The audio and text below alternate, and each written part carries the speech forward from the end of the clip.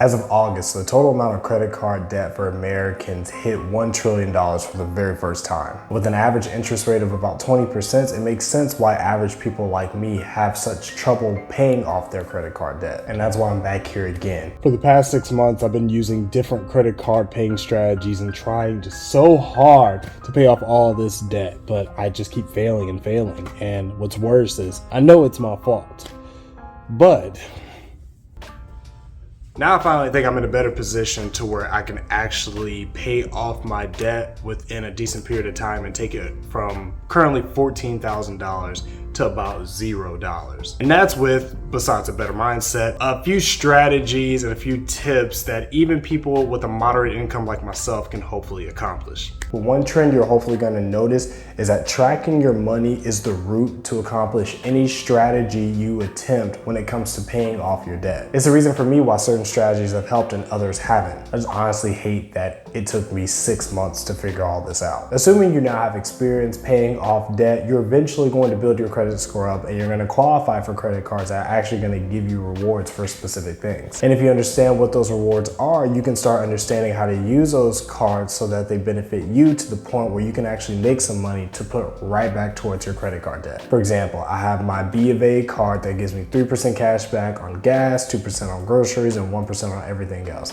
And I normally only use it for gas right now, which, considering I spend about an average of $200 per month on gas, that's about $6 in cash back I get every single month. And also I have my American Express card, which gives me points on all my purchases, including 4 times the points on dining and 4 times the points on groceries. So these cards are literally the reason why I don't use my debit card anymore, or at least I don't try to unless it's for bills, because I don't get any type of rewards for them. I just have to make sure that I go on my computer and check my spending tracker as often as I can, because I want to make sure that the amount of money that I'm putting towards these cards as payments isn't less than what I'm putting on them when I'm spending them everywhere else. Otherwise, I'm going backwards. But regardless, the money I'm making in rewards from those cards is money I can put right back towards them, or points I can use to redeem for gift cards or any other thing that I'm already going to purchase based off what I want or just generally what I buy. Ultimately, doing this means I'm spending less money, and that money that I would normally spend with my debit card can actually go back to those credit card balances and help pay it off a little by little over a long period of time, which definitely means a lot. Eventually, a few of us may get a little bit carried away with using our credit cards to the point where we start doing a lot of research on different strategies to pay off that debt as fast as possible. When I was doing a lot of my research, I read a lot of articles and watched a lot of videos on some pretty popular ways of paying off debt, including the snowball and the avalanche method. But one thing that they really don't say that you have to understand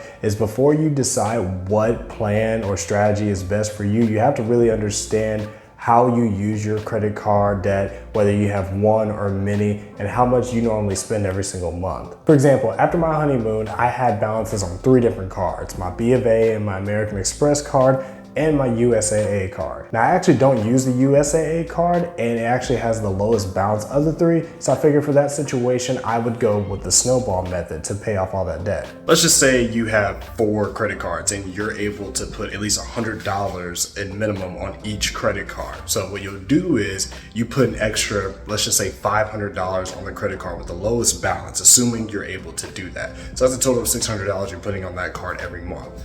Once you pay off that card, you take that amount and you put it onto the next highest credit card, which will be that $600 plus the $100 minimum payment you put on that one, that's $700, and so on and so forth. The point is the amount of money you're putting on each card grows and grows and grows. Same concept as if you took a snowball and you rolled it down a snowy mountain, and the ball gets bigger and bigger. The biggest benefit with the snowball method is that it's very motivational, because as you tackle your cards from lowest to highest, you start paying off those debts a lot quicker, and those are less credit cards you're dealing with, and it makes you more motivated to tackle the next credit card and the next one. And for me, I was actually able to pay off a full credit card within a few months.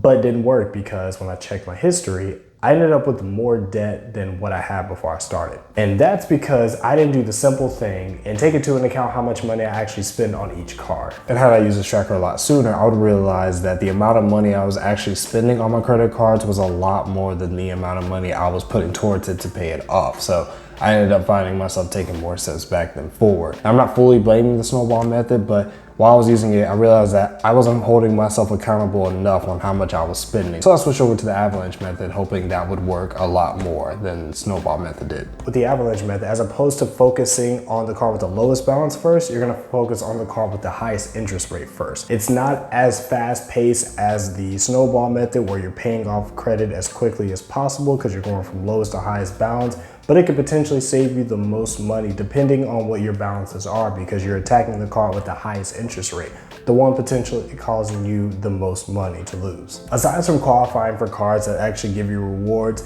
as you build credit, you may start qualifying for cards that have cool bonuses such as 0% on balances and maybe even 0% interest on balance transfers. That means if you currently have a card with a very high balance and let's say a 20% interest rate, which is also pretty high, then you could potentially save a lot of money and pay off that card a lot faster if you take that balance and transfer it over to a card with 0% interest. But there are a few things that you're gonna have to keep in mind first. For one, a lot of the cards that you may qualify for may give you 0% interest on balances, but it might charge you a % interest on balance transfers. For example, if you have $5,000 on one credit card and you want to transfer that over to a new credit card that charges 3% on that balance transfer, then you're going to get charged an extra $150 towards that overall balance. But considering the amount of money you'll save in the long term, as long as you pay it off within that 0% interest period of time, then you're still gonna save a decent amount of money in comparison to if you don't. Also, from my experience, these offers are gonna come from a different bank than what you have your current credit cards with. So more than likely, it's going to affect your credit score,